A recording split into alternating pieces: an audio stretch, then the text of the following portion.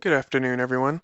My name is Justin Watts. Today, we are going over a session of logical and physical security analysis. This is for Cyber Defense CYS 560. Today's date is July 26, 2020.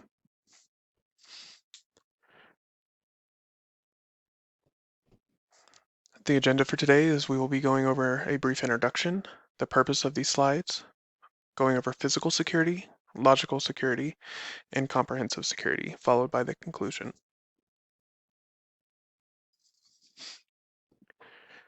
Again, my name is Justin Watts. Brief background. I spent 3 years working on a cyber network defense team. I have around 10 years cumulative experience as a system administrator, and just recently have transferred to an auditing team and have participated in multiple auditing events, which allows me some key insight on how security is performed and how important it can be. Again, the purpose of this, we will be going over physical and logical security and how they should be working together.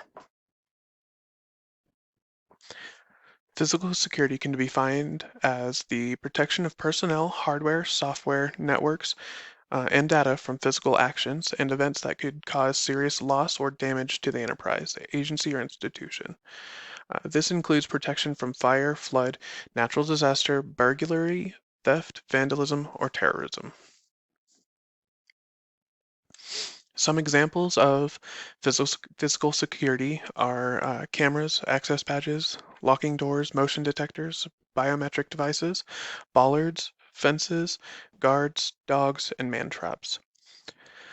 I'm going to paint a little picture of how physical security actually works. If you can imagine a military compound, that compound is surrounded by a fence. Those fences are surrounded by bollards. There's a single access point through a gate that allows you inside of that fenced area. The gate and the area as a whole are being patrolled by guards and dogs. Um, there's a building in the middle of this compound that has all of the sensitive data. There's a front door and cameras are surrounding the building. To get into that front door, you need a badge access. Um, Once you badge yourself in, the door will close and lock automatically behind you. Coming into that building, there'll be a guard desk and a man trap. A man trap is a single room where one person at a time is allowed in, and there'll either be metal detectors or x-ray machines or the guards talking to them, allowing them to ensure that the individual has nothing that may be harmful. On the other side of the man trap, there are motion detectors down all hallways and all rooms to ensure that the guards know where everyone may be or where there is motion or someone should not be. To get in inside any of those doors inside the building, there's biometric devices that allow only those who are authorized to be in those areas. With that, the likelihood of someone infiltrating the building is very low. The physical security is very high, but without the logical security, there's an ability for intrusion still.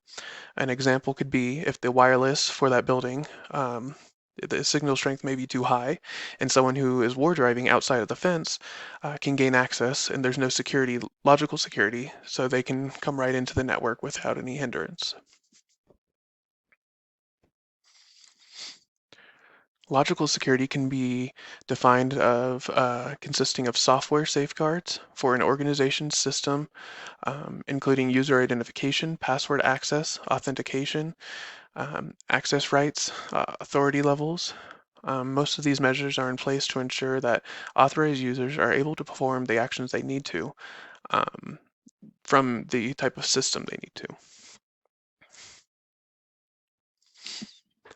Examples of logical security could be software configuration, permissions, policies, procedures, firewalls, specialized security applications like Tripwire, SolarWinds, What's Up Gold, Splunk, and Security Onion.